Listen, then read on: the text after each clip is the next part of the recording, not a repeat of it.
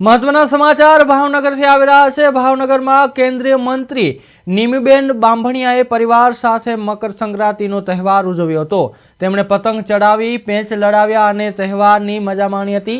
આ પ્રસંગે નિમિબેન બાંભણિયાએ સૌને મકર સંક્રાંતિની શુભકામનાઓ પાઠવી હતી। તેમણે જીવનમાં આગળ વધવાની શુભકામનાઓ આપી હતી। સાથે જ નાના બાળકોને પતંગ ઉડાવવા અને લૂંટવા સમયે સાવચેતી રાખવાની અપીલ પણ કરી હતી।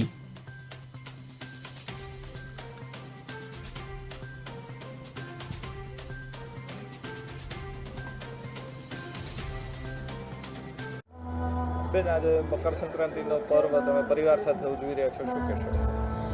મકર સંક્રાંતિના પાવન પર્વની દેશવાસીઓને ખૂબ ખૂબ શુભકામનાઓ પાઠવું છું। ઈશ્વરને પ્રાર્થના કરું છું આપનું જીવન યશ, તેજ, માન, સન્માનમાં વૃદ્ધિ થાય એવી સૌને શુભકામનાઓ પાઠવું છું। આદરણીય વડાપ્રધાન શ્રી નરેન્દ્રભાઈ મોદી સાહેબ જ્યારે ગુજરાતના પ્રવાસે આવ્યા હતા અને ત્યારે આંતરરાષ્ટ્રીય પતંગ મહોત્સવમાં સહભાગી બન્યા હતા। આદરણીય મુખ્યમંત્રી ભૂપેન્દ્રભાઈ પટેલ સાહેબના નેતૃત્વમાં અને સમગ્ર ગુજરાત આજે મજબૂતથી આગળ વધી રહ્યું છે। મોદી સાહેબના નેતૃત્વમાં દેશ બદલાઈ રહ્યો છે। અનેક યુવાનો, મહિલાઓ અને મહિલાઓને આજે પ્લેટફોર્મ મળી રહ્યું છે, સશક્ત બની રહ્યા છે, કિસાનો સશક્ત બની રહ્યા છે।